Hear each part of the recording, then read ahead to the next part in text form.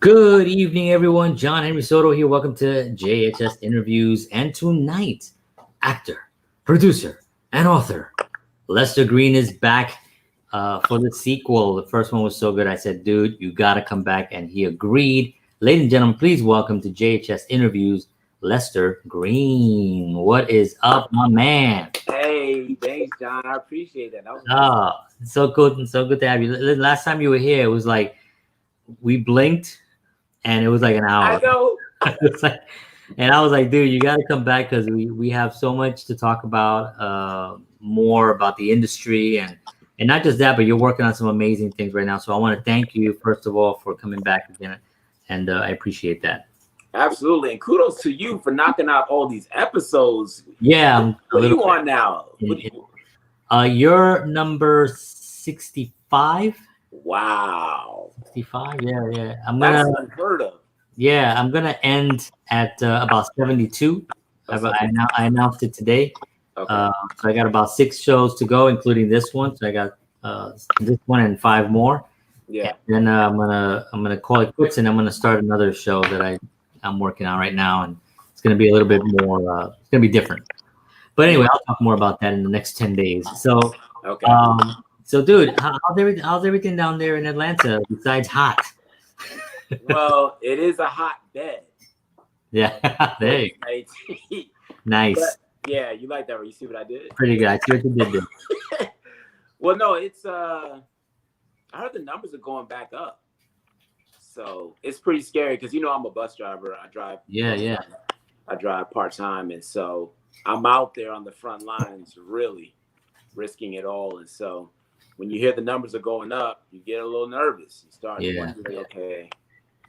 I mean, a lot of it, it's a lot of it is and I mean, I'm not a doctor, so nobody sue me for saying this, but a lot of it, from what I've heard, even the CDC say, even Dr. Fauci, if you're really out of shape, you know what I mean, then it's really, if you already have a pre-existing condition of some sort, let me ask you a question. Do you have headbuds by any chance, earbuds?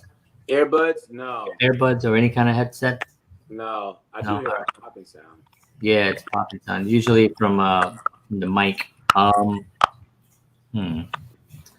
about that. I have some headphones. Try the headphones. Try the headphones and see if they work. Cause they're like, what are the little ones that you put in your ears? That's good. You want me to get them? Yeah, if you don't mind. Yeah. I think people will wait. People will wait for a much better quality interview. All right, hold on. Okay.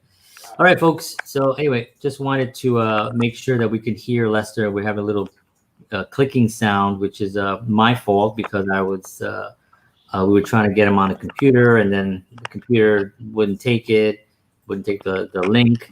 So we tried the phone, and the phone was working fine. But then I realized, he needs those little earbuds or earbuds, whatever they call them. Yeah. Or even headsets, just to kind of. Yeah, I got these little things. I don't know if these will work. Yeah, it's fine. I mean, anything that can pop in there and you can still talk. Yeah. We'll see. We'll see what happens. We'll know in a second. Yeah. Oh, yeah. Pop. It already went. Hello? I can hear you. Can you hear me? Yeah, I hear you. The popping is gone. You see? Yeah. That's what I'm talking about. Now we're in business. Now we're in business. So, so what I was saying was that a lot of people get nervous, but if you're healthy and you don't have any of those pre-existing conditions like diabetes, overweight and stuff like that, and elderly, they're the ones that are really susceptible. They're the ones that mostly died during this whole thing. So it's been it's scary, but you gotta just take care of your body, man. Our bodies are amazing and they can do amazing things and protect us and stuff, but anyway, God bless you out there on the front lines and stuff, and just stay safe and make sure you take care of yourself, and don't be don't have anybody cough on you. You don't have any more. You don't use money, right? Do they use cash? And does anybody throw money into the thing?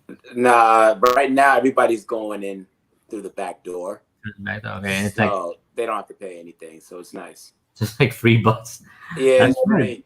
Yeah, that's good. Hey, but yeah, you got it, because you can't be exchanging, like putting coins in there and stuff. People be like, yeah, exactly. I'm like, get out of here. Right.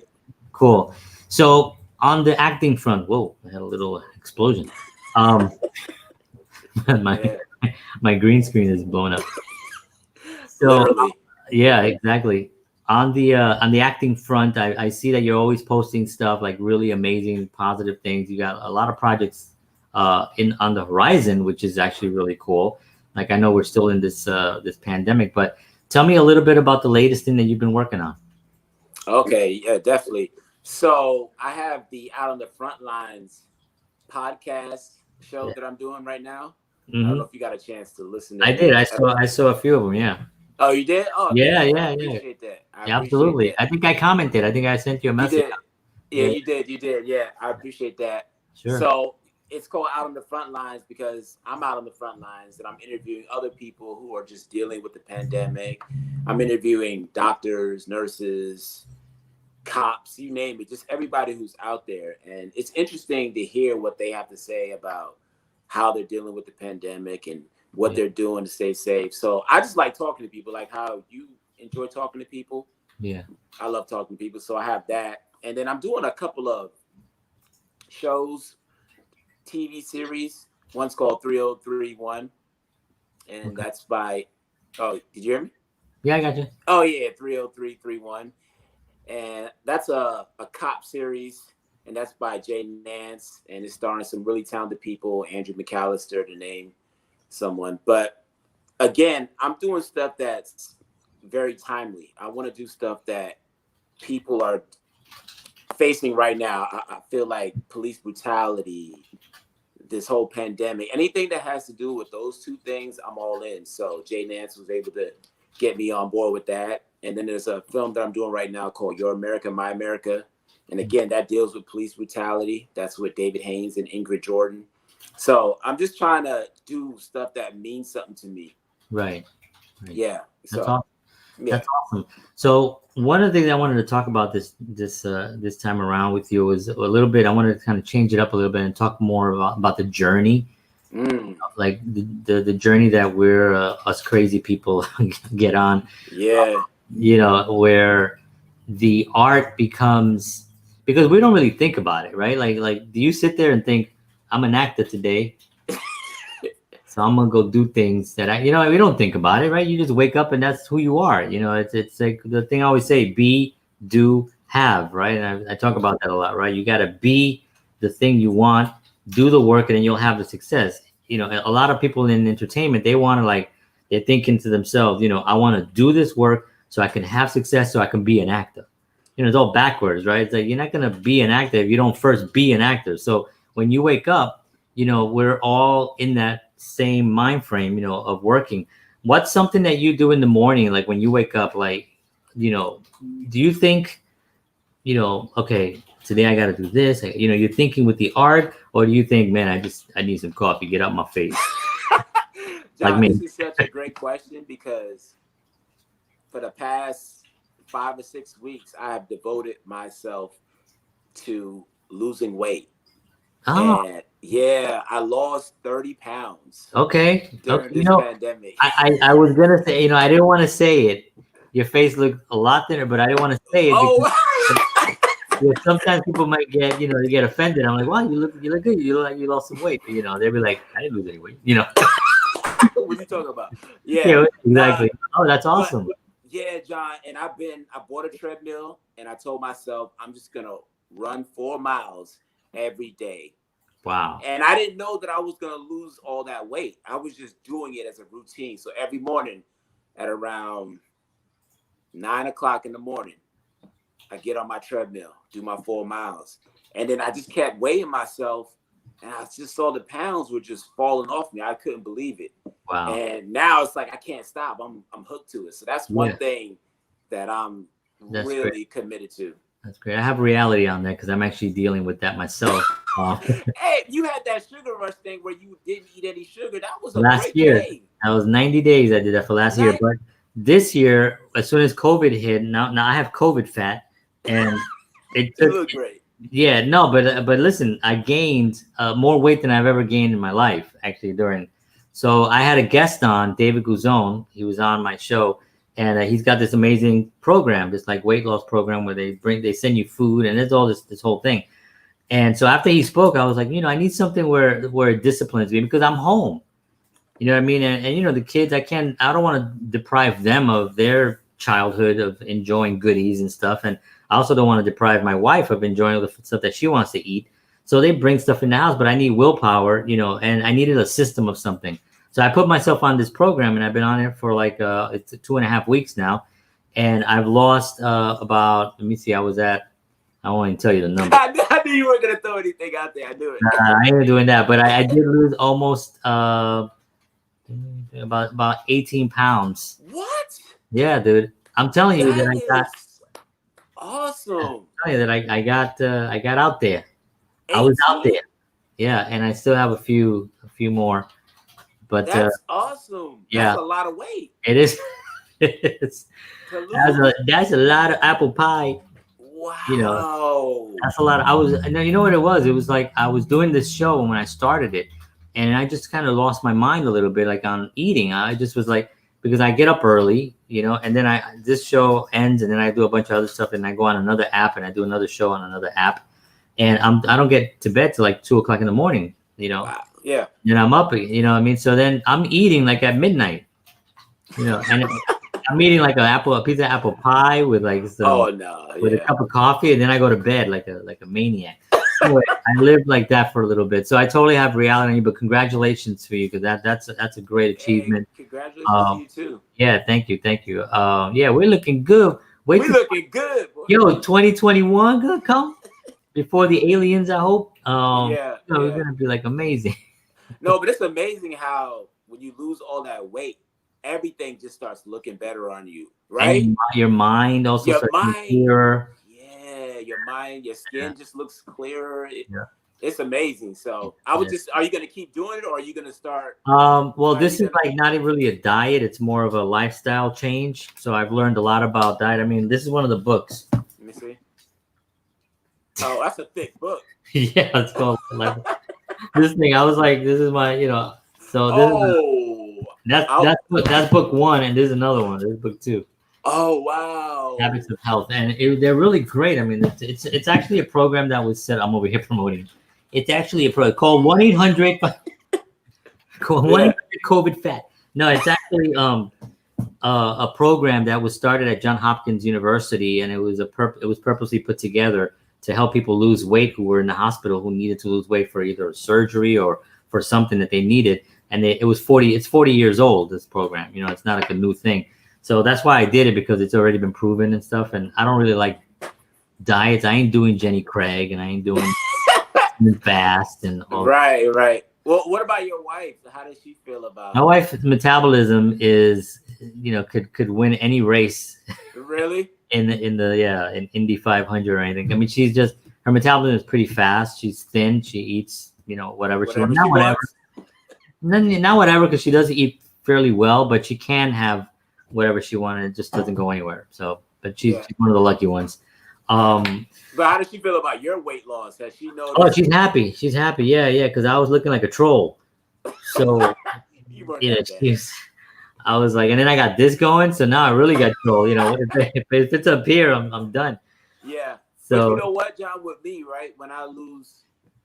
Now that I've lost all this weight, now I feel so comfortable. It's almost like I'm ready to do a scene where I have my shirt off or something like that. I'm not scared to. Do you know what I mean? Because I don't know if that's an active thing. If you're scared to, right? Yeah, absolutely, man. I had a friend who was gonna give me a session. He was gonna a photography session, because I gave his wife some acting lessons and stuff. So he was like gonna trade off and do a whole photo shoot with me, like a whole thing. So I'm like, I ain't ready for no photo shoot right now. I got a little bit of a situation. Yeah. So I set it up for like next week. I think I'm gonna be in a good place and stuff. And good for you. Yeah. So I'll be ready for that photo shoot and the nude whatever I'm gonna be. Yeah. Definitely post the pictures though. Hopefully. Oh yeah. Well, I don't know if I'll think about that later. Yeah. All right. Before and after. Right. Yeah. So that's awesome, man. And that's one of the things that I want to hear about. It's like actors and what they're on their daily routine and stuff. It's not just because of COVID, just in general, like feel that you have to do something every day towards your art, or can you take a day where you're like, I'm just gonna chill? Well, for me, I try not to force things. If there's nothing happening, then there's nothing happening. It's okay. You don't have to always be Right. That's a good viewpoint. acting or reading the script. Or so sometimes there's just nothing there. You know that we go through ups and downs. Right. But I try to keep my body and my mind sharp. So once that moment comes, I'm ready to go. Like we have this project that I'm working on with Laura Poindexter and April Morrison. It's called Cameras Rolling, right? And it talks about the independent circuit and how much of a grind it is to get things done. People don't see what we have to go through to get our short film done. They don't see what we have to do to shoot our own web series. They just see the finished product and they assume, oh, I could do that. That's easy. But we go through so many so that's what Cameras Rolling is about. It's going to feature about 8 or 9 different actors. And you're going to get a glimpse of what they have to go through on a daily basis just to get through. That's a great idea. I love that idea. Right? Cameras rolling. Yeah. Cameras rolling. I look forward to see that. Yeah. Because I mean, you're right. You know, people don't see that stuff, you know, and it's, you know, I remember when somebody saying, it's so stupid, but I remember him saying like, I was practicing a monologue or something, and I did a monologue, and he goes, yeah, I could do that. You know, I said it like, you know, he was thinking about it. Yeah, I could do that, you know, and he just looked up at the sky, and I was like, no, you can't. Because you know that certain people that you know they can't. And even if, you know what I mean? Because first of all, they won't. Right. That's a good point. Right? They just won't. Yeah, they won't. You know, they'll talk about it, but they won't. There's so many people that just are talkers, you know what I mean? And they just say, I'm going to do this and I'm going to do that. And it's not to say that, like, even me, for instance, like, sometimes I start something and I realize, you know what, this I think I made a mistake on this. You know what I mean? And it's okay. It's like, you know, I'm going to either change it, I'm going to shift it up. Like for JHS interviews is a good example. You know what I mean? Like I'm talking about moving away and doing another show, right? It's not because I feel that JHS interviews is not a good thing, but it's like I've covered so much, you know, so many people from so many different genres that I'm thinking like, you know what? I think I was going to go for 100 shows. And I think, you know what?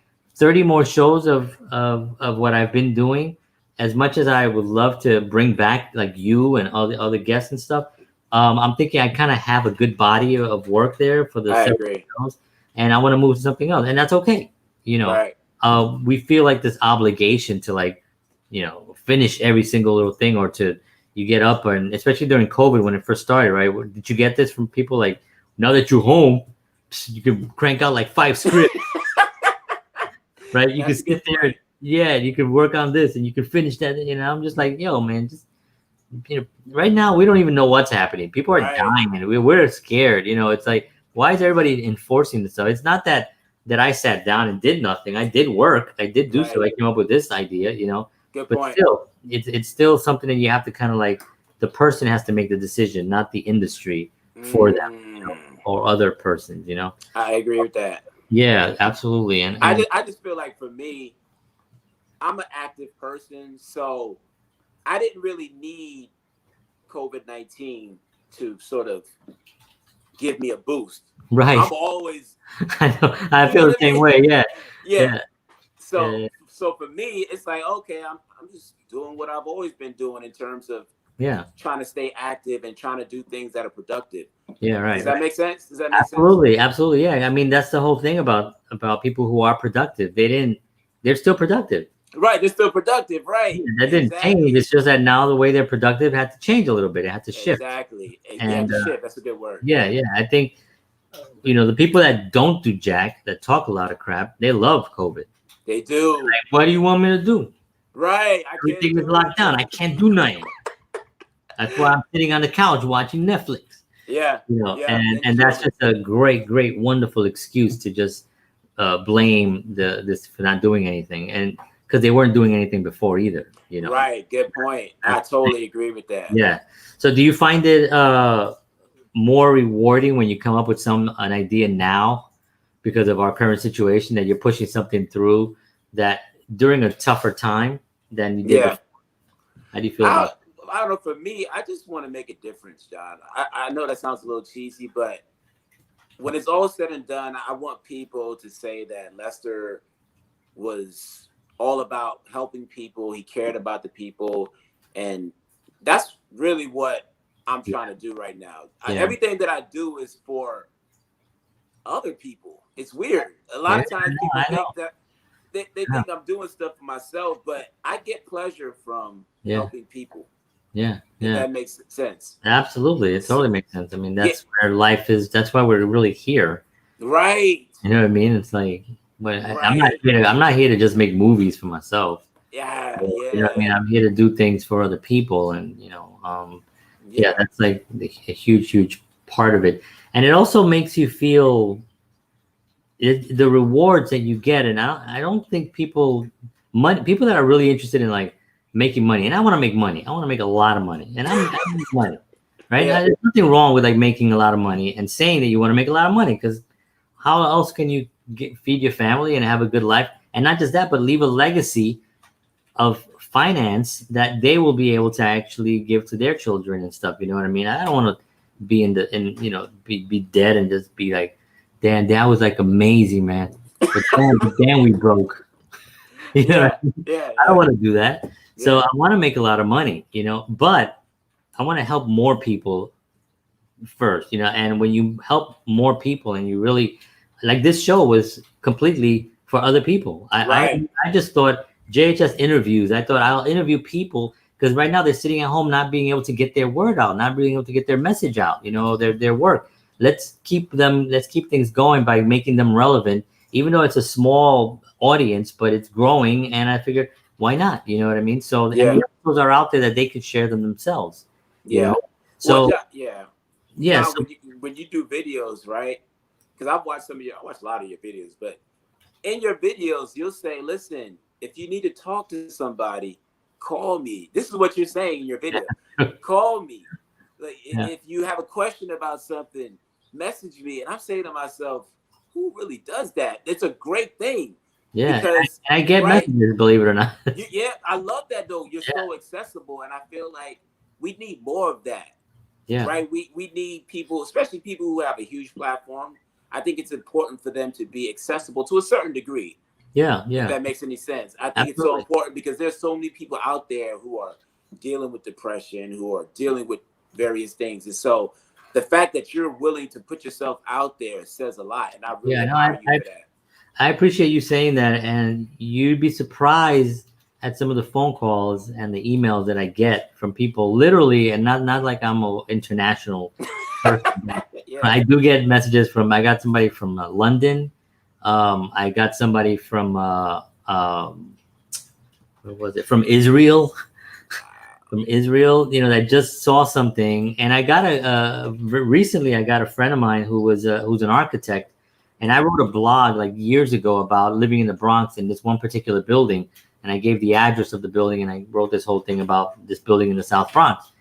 And this architect that's working on that building read my article when he was researching the building online. My article came up, reached out to me, and we've become friends. And I've been helping him know about the building and stuff, and and things like that.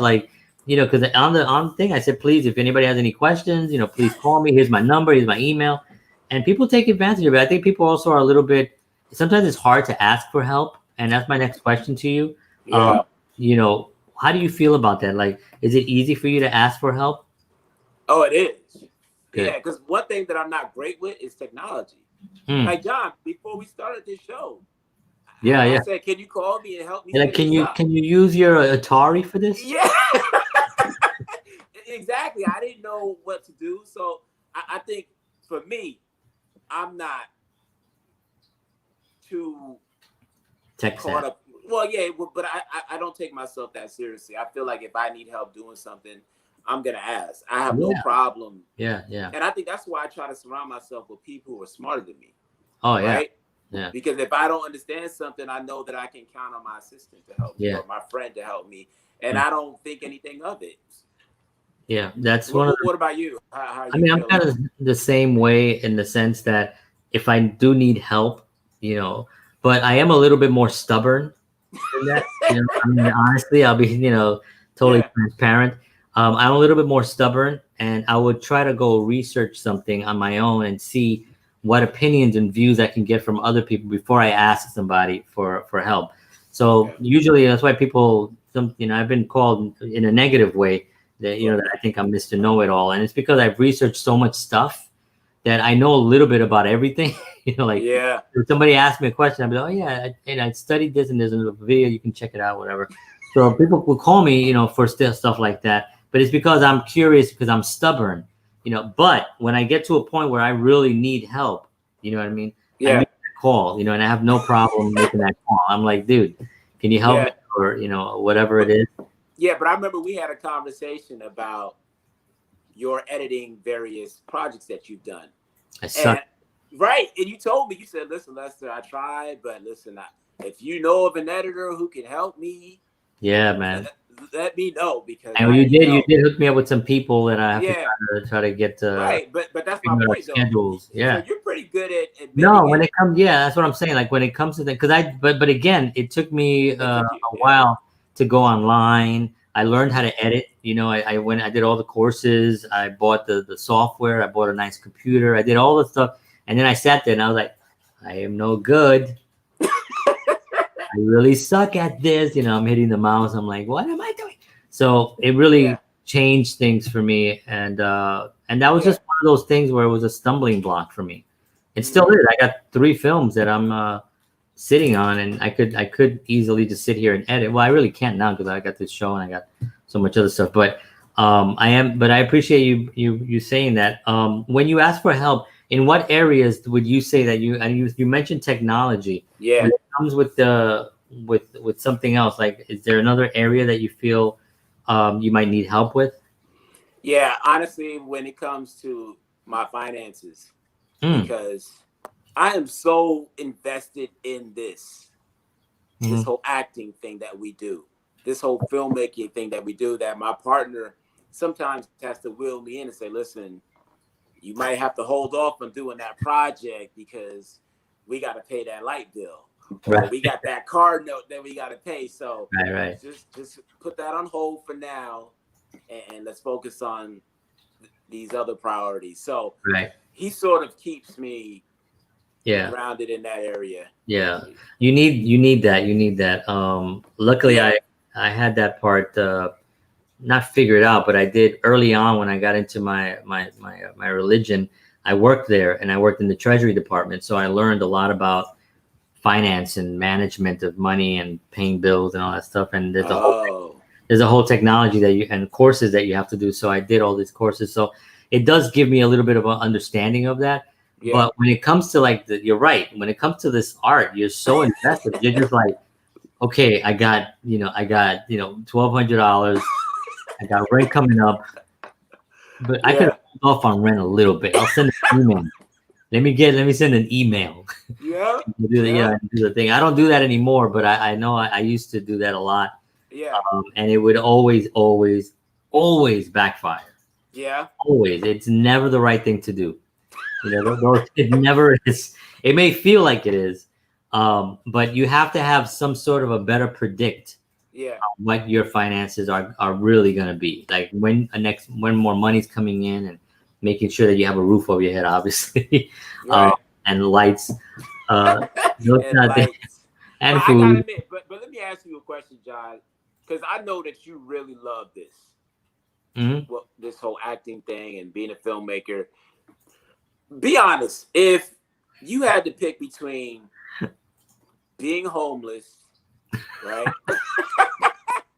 Now you're asking me as if I don't have any children, though. Because remember, Oh it yeah. changes the game. You're right. You're right. I It forgot. changes You the. do have. Okay, I so let me ask you. That's a great point. So, what's it like? Because you got 2 kids and you have a wife. So, how are you able to say, "Listen, honey, I really want to do this film, and it means a lot to me. Can we do this?" How do you negotiate that with your family, or do you just Um, how does that work? generally, I You just do it like I'm doing this. That's it. generally I don't. That's been. But here's what I do before I even start the project. I make sure that I have something aside, like for Oh, whatever it is. Now, one of the things that I've been extremely fortunate is that I've met incredible people that want to work with me on something. Like, a lot of the films that I've shot, they were very, very, very, very low budget. The actors were just willing to come in and give their time for food. I mean, how many times have I worked for food? You know what I mean? It's like, I don't care. You know what I mean? me neither. I want to see the project. I want to see Same what here. all we can do. What magic can be done. And so I've done that, and I was really lucky that I have a lot of people there. But at the same time, I have to just give credit to my wife. You know what I mean? Because my wife had, she's an educator. She's had a steady job. So even when I was like, in the middle of stuff, like, you have a year where, I was in real estate, or I am still in real estate. I have like great months, and all this, stuff comes in, and I'm like, okay, good. I have some money. And then I did some other video work when I was doing the videos and all that stuff that was coming in. So that was good. But then you get dry months, and that's where when your wife is, is like, she's like, but again, she's super understanding, and I'm supportive of her art now, because she's an amazing artist as well. Oh, and, yeah? Yeah, she's a painter. She does like abstract art, and she's got amazing stuff. We got a website that we're launching soon, and that I've been helping her with. Oh, nice. Yeah. So she's a big part of my success, if not probably more of it. Yeah. But it definitely is a work thing. You do have to sit down, and you do have to have that idea that, okay, this is really, really, really important to me. How can I make it happen where I don't stress out myself and my partner? You know what I mean? And it's like, if we can do that, we're good. You know? And it's always worth it at the end when you do it that way than any other way.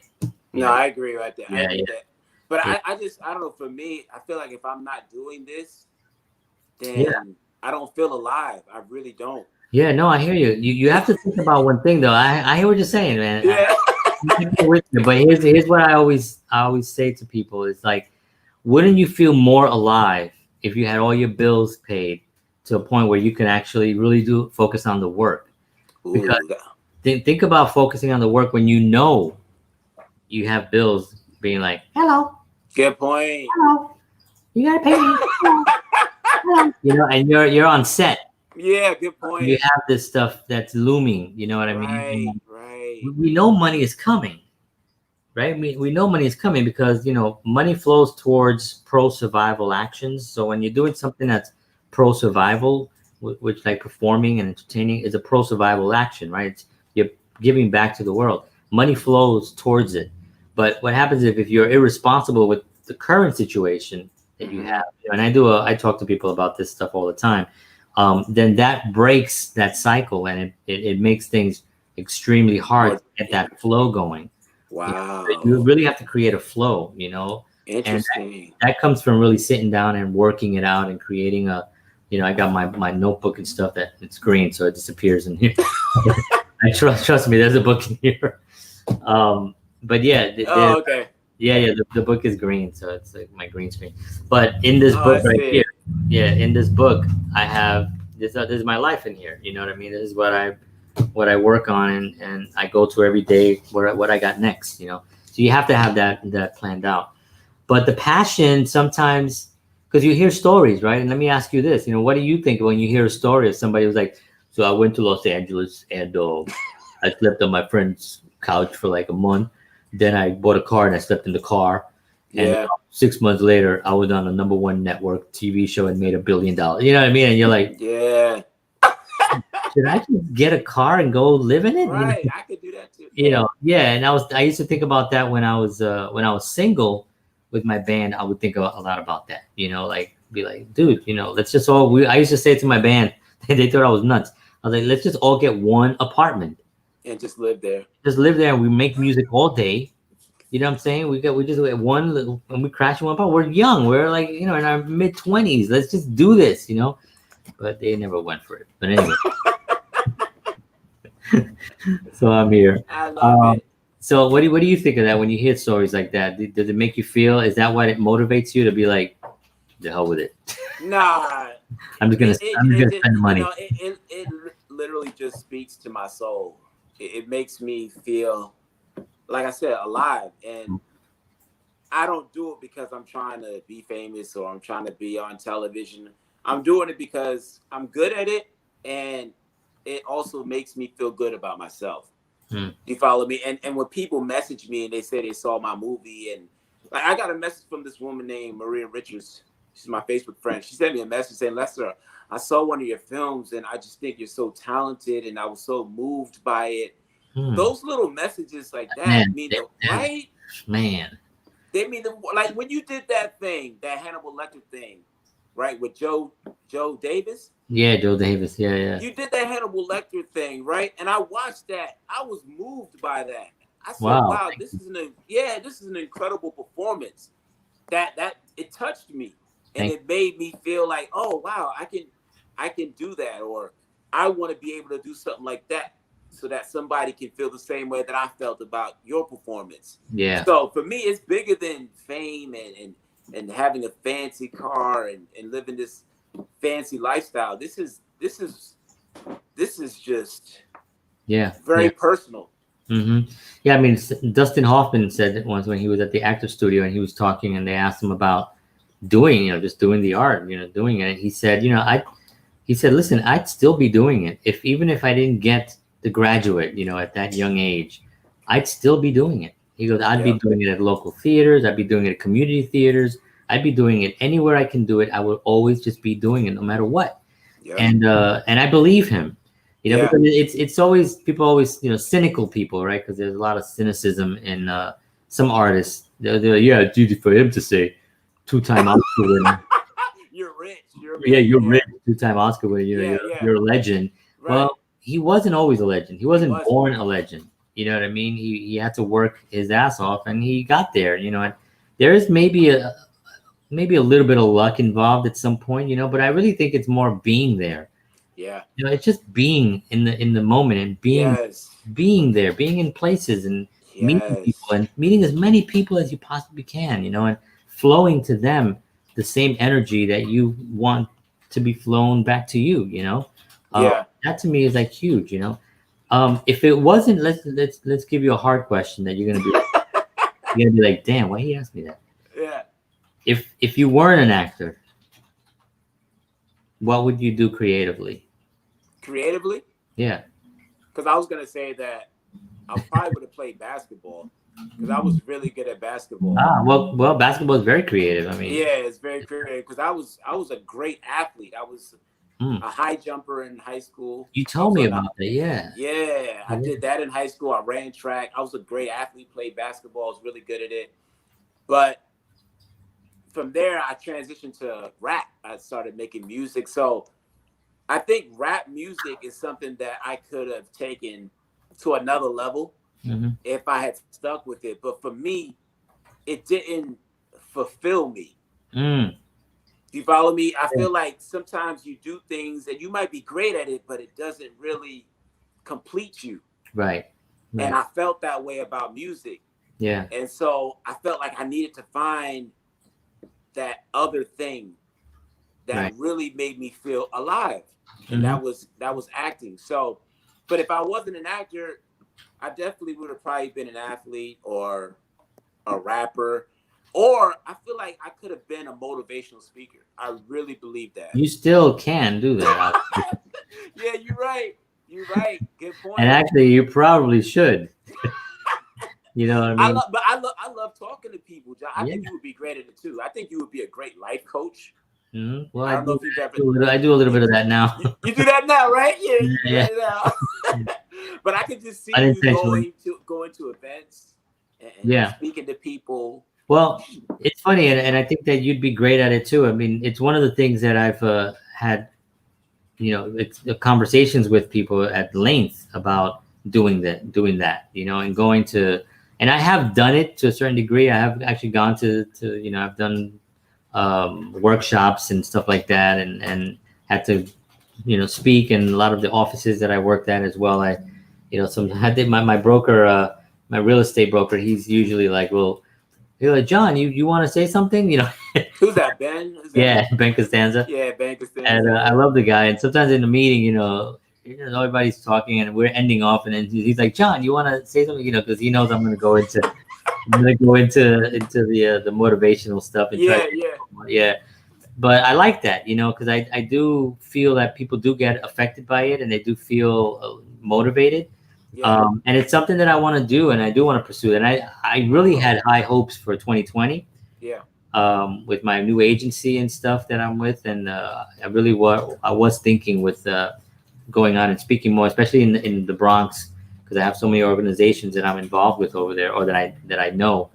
But yeah, that's something that you should definitely consider. You're also an author. You're also, you have a lot of amazing qualities that you can bring to the table, and also your friendliness makes you so approachable, especially with kids. You get up there with your smile and stuff, and you laugh, and your enthusiasm for life. You're just gonna motivate people, and kids right now, are in danger. You know what I mean? They're in danger, especially minorities. Where our kids are really in trouble, and the people that want to help are not really. I mean, statistically, and for the last 60 years, have not really done the job. Obviously, because we still have a tremendous amount of poverty in our inner cities, and the educational system is trashed. And so it's whenever I talk to somebody like you or me, or I don't talk to myself, but I do. Whenever I talk to somebody like us, exactly. I definitely want to motivate them to be like, listen, take your story and just write it down on paper. What will you tell someone? And the more you write it down, the more you write down your story, the more you're going to be familiar with it, of how to communicate it. So I tell people, just write it. Just write it, and I think it's important that we get out there and do that. So I wanted to ask you about, we were talking about the journey, and one of the joys of this, personally, the journey for me at this stage in my life is fantastic, and it always has been. Like I'm one of those guys that's tremendous. I know how lucky I am, because when I was a teenager, I saw so much death. I saw people die and all that stuff. That when I made it out at the age of whatever I was, 23, 24 years old, I kind of made it. And I felt like I made it. You know what I mean? Like I'm in Manhattan. And I'm just walking around Manhattan with like a bunch of white people. I'm like, yes. Life is good, and not to say that I wanted to neglect the community that I left behind, but there was a moment where I had to get out. I had to figure out things, and I had to get out of that environment so I could see my possibilities, right? So when I look at it, when I looked at the journey, even when I was struggling, I remember having a dime in my pocket, a dime. Lester, I'm not kidding you. I had a dime. I'm not making a joke about a dime. I'm not saying that I only had, I didn't have a dime to my name. No, I had a dime. It was literally one freaking dime. And I love that, John. And I had no food in my house, and I was going to get paid in about 3 days. What'd you do? I took that dime, and this is a sad story. I took that dime and I went to the corner store, and I bought 2 pieces of 5-cent gum. The bazooka? The bazooka gums. I bought 2 of those. It wasn't even bazooka gums with a little picture in it or anything. It was the cheap kind. Yeah, it was the cheap one. Yeah, I know the other one. Cheap one. John. And it's just a rock. Yeah, it was hard. Yeah. Really a hard rock. Yeah. I bought 2 of those. I ate one to just give me a little bit of strength, and then I asked a friend of mine if he can give me like a buck, whatever the transportation was, $1.50, whatever it was. If you can lend me $1.50. And this is like the lowest that I remember getting. And so I could actually go to my grandmother's house and get some food, and hopefully they'll give me some money. I won't ask for them for money. If they don't ask me for money, I couldn't ask my grandparents for money. I just felt they did so much for me. They helped me so much through so much stuff. They protected me from that environment. I didn't want to go there. Can you give me money? But I went there that day, and I had the $1.50. I bought my train. And I went to the Bronx, and she had food for me, and I ate. I was like, oh. And then right before I leave, my grandfather just like, here, it's $20. He just handed me $20. He's like, here's $20, And I remember thinking, oh, thank you. And I was like, the $20 basically saved my ass, Yeah. And I'm getting emotional. You got me crying over I'm here. sorry, man. I'm sorry, but Yeah. it was emotional even when I got it, because I remember I had to take it, and normally I'd be Yeah. like, oh, it's okay, don't worry about it. But I was like, oh, thank you, and I think he knew I needed it or something, things, when you become a parent, you start getting these weird senses, and like I know my kids now and stuff. And, Yeah. but they gave it to me, and it saved my ass. I had 3 days of food, and even though it was just pizza and a drink for the next 2 days, that was the best pizza and drink that I, and Wow. so I've been through that. But even with that, I remember walking down the street chewing that damn gum and thinking to myself, this is part of it. This is just part of it. This is part of Yeah. my story. This is part of my journey. I'm going to tell this story someday. Someday I'm Wow. going to tell the story. And I remember chewing it. And then I remember that gave me enough confidence to kind of like get to the level where I could actually ask my friend for $1 or whatever it was.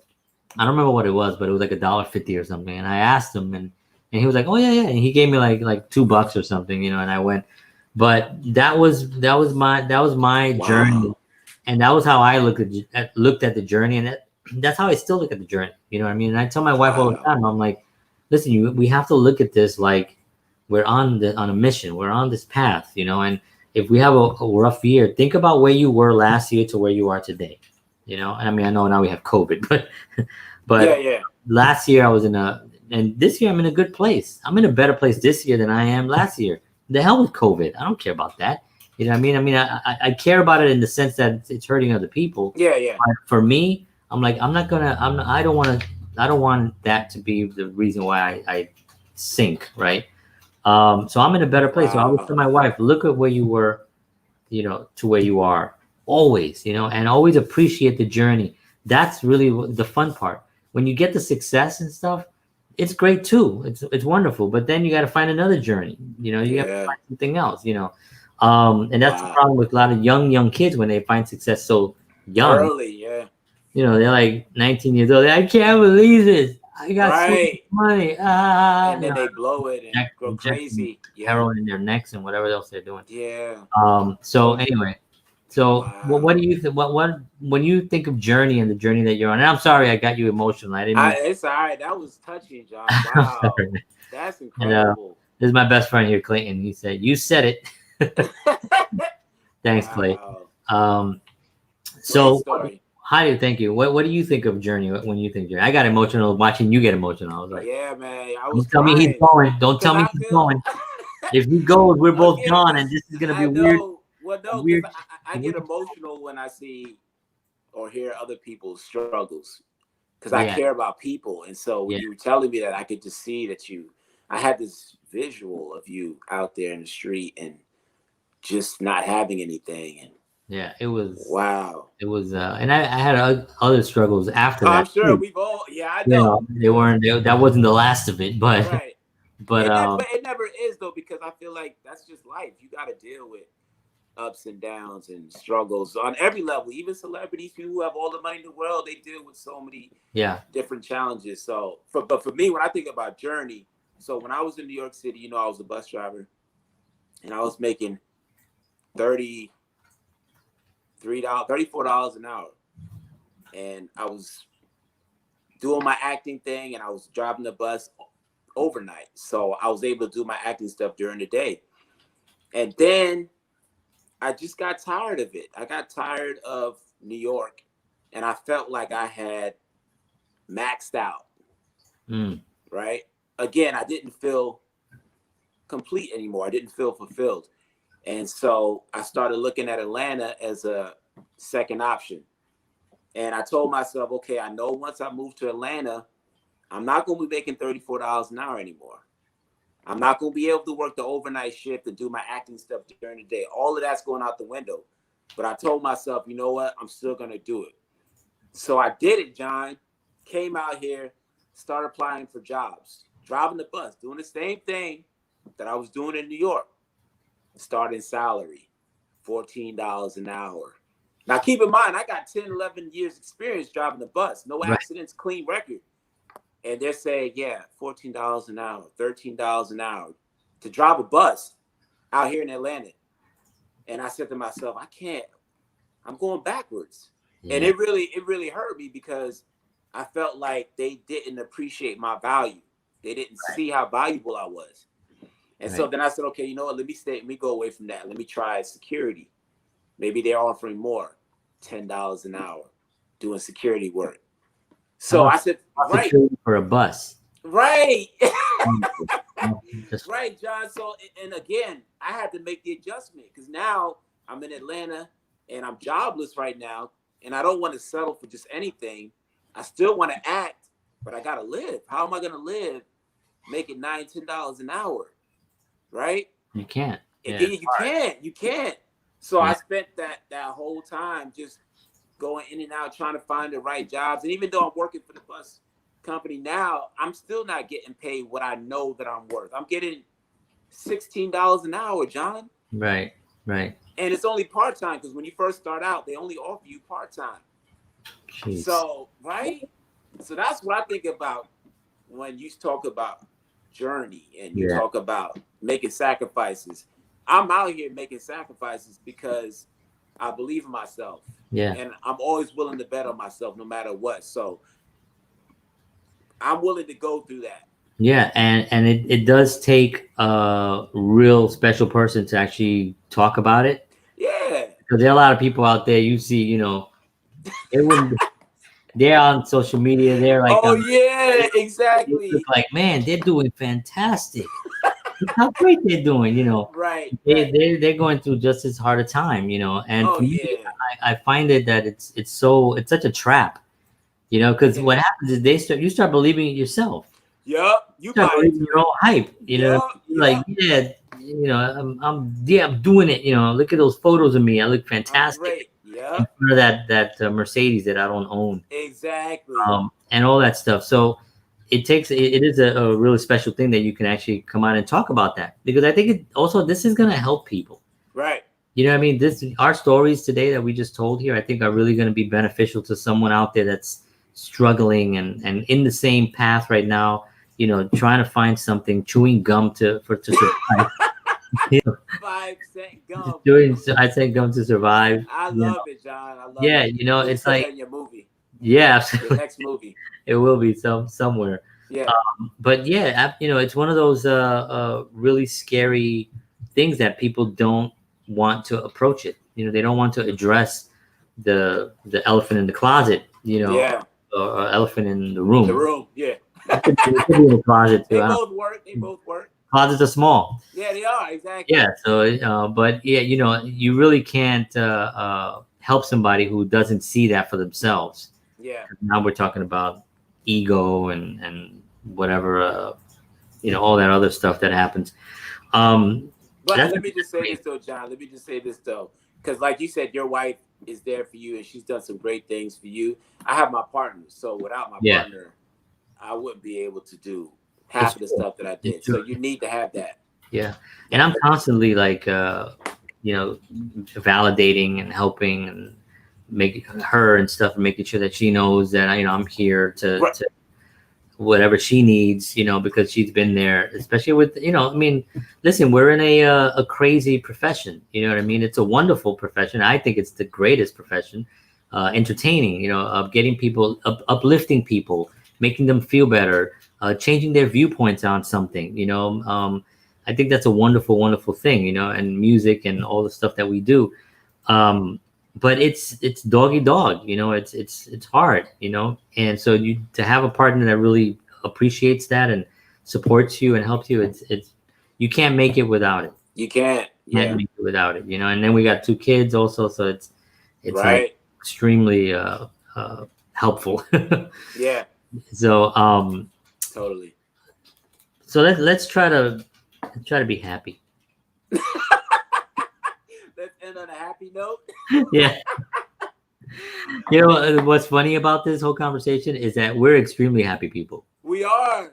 Right? We are. We're telling these stories because we're happy. Because if we were miserable, we wouldn't be able to tell these stories. I agree. If we weren't comfortable with the position we're in and what direction that we're going, Well said. we would not tell these stories. Absolutely. You got to feel comfortable talking. Yeah, and it's about confidence too. It's not arrogance; it's confidence. It is confidence. People mistake that sometimes. Yeah, they confuse those two. But confidence is just knowing where you're going and knowing where you are. And that to me, that's everything. That's gold. Yeah. Talk to me a little bit about. We're almost wrapping up, but I want to just talk to me about confidence. Especially now. We're going to be launched out there, soon. This is going to blow over. It's going to be a different world. We know that the world, things are going to be a little different now. But how are you preparing yourself, to get out there? I know you're working out. Yeah. But getting that confidence when you're out there again, when you're in that casting room again for the first time in a long time. I mean, actual physical room. You know what I'm saying? Like, right. I don't mean the Zoom. You know what I mean? Yeah. How are you working on that?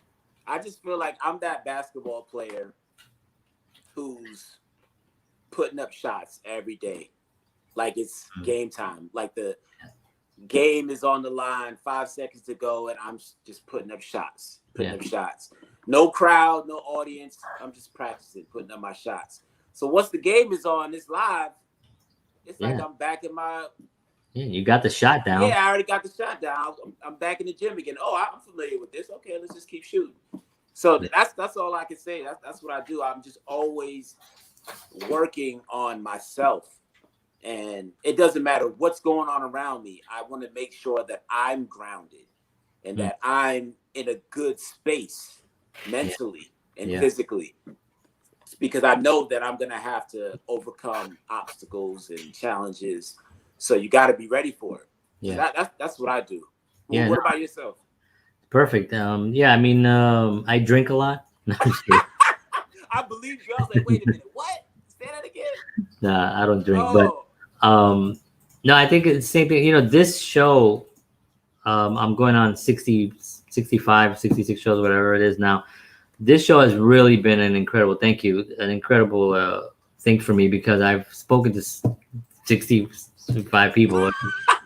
And each one of them from a different viewpoint, each one of them different perspective, different background, different ideologies, all of it just completely different, coming to the table and giving me their ideas and stuff. And I've learned so much from, it's just, so this to me is like what's really given me a lot of confidence, knowing that, first of all, knowing that I know so many high quality people, you know what I mean? It's like, that to me is important, That is. There are a lot of people out in the world, but high quality people, like people that you meet that you want to be in their space, that make you happy when you see them, and they're out there too, you know what I mean? But just to be able to have this opportunity with them, 66 hours of, of having that, and I got another 5 more shows to go, it's just one of those joyful things. So that's what really keeps me grounded.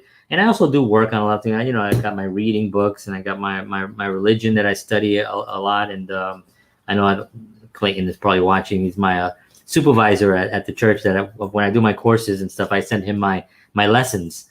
So he's really? I need to send him a lesson soon because I'm working on it.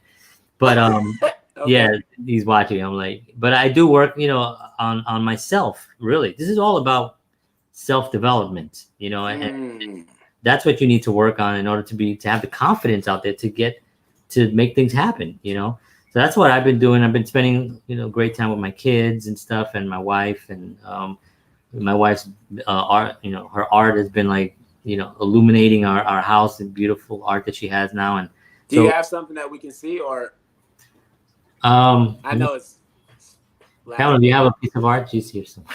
Quick, we're live. I just like to see something because I didn't even know. I know she was a teacher, but I didn't know she was an artist in the paint. I didn't know. Has she ever had her stuff shown in a gallery or an exhibit? No, she's like literally. This is one that she just did. Oh wow! This is one that she just did. This. That is amazing. Yeah. How long did it take her to do that? I don't know. I mean, it could take her a few hours to. What? Yeah. That is amazing. This is one of my favorites. I love this one. Oh. Has she always had that gift? She did, but she just unleashed it. Hey, that is amazing, John. I can Thanks, see her Matt. stuff. Listen, I can see her stuff being on Last film one. sets. Okay. This one, I Oh, love this one. Oh, wow. sorry, she just corrected the. She corrected you, It John. You goes don't this even way. know what you're looking at, John. It goes this way. Wow. Amazing. But Yeah. John, I can see that stuff on film sets and things like that. That's Oh beautiful yeah. artwork. It is. It's great stuff, and we She have needs our. to get it out there. Oh yeah, well we have a new website like I was mentioning. It's yourwholesomejourney.com, and it's gonna launch really soon. I've been helping her with it, and so I'm excited.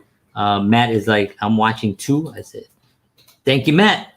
Matt is Thanks, awesome. Matt. Yeah, Matt's been a big supporter of this show, and All right, Matt. always, so I appreciate him. And Clayton as well, my best friend. He was best man at my wedding. Okay. Known him for 25 years or something like that. You know, Wow. it's crazy when you think, how can I know somebody for 25 years? I'm only 19. Wait Right. a Well, you minute. look 19 now. Yeah, right. Maybe with a 0 at the end. So, Wow. so listen, man.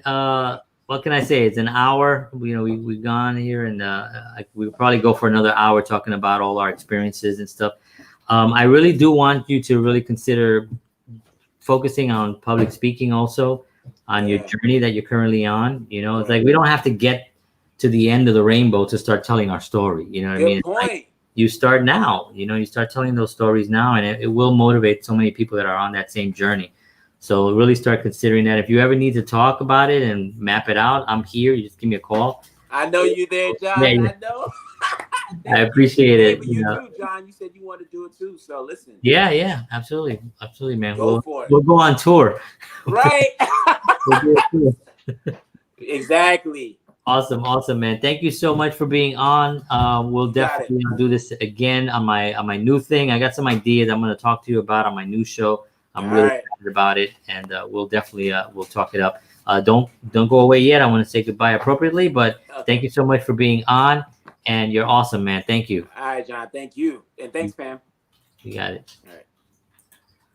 Oh, Lester Greene never, ever disappoints on an appearance anywhere. And I've seen him on other interviews, by the way. He's not, this is like second time on this show, but I've seen him on like a bunch of other interviews, and he's always come off exactly genuine, caring, super talks about his, his desire to help people.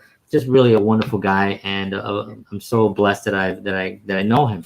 So I want to thank everybody here. We got 5 more shows left for JHS interviews. I do want to thank everybody for watching. If you like these shows, you can still subscribe to my YouTube channel. There'll be other stuff there after the next 5 shows. And hit the little bell so you get notifications. And thank you very much, everyone. And have a great night. And as always, peace. Wait, right here. Peace.